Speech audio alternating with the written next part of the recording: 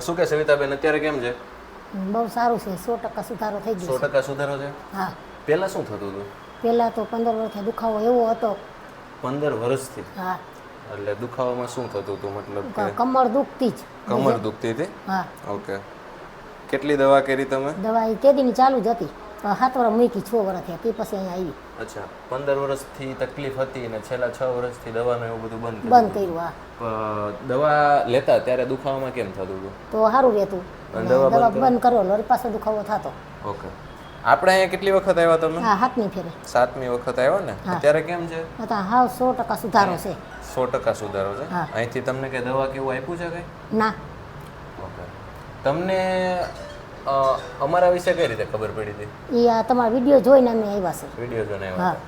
હતા? ઓકે. તમારે લોકોને શું કેવું છે કે બોન સેટિંગ કરાય કે ન કરાય?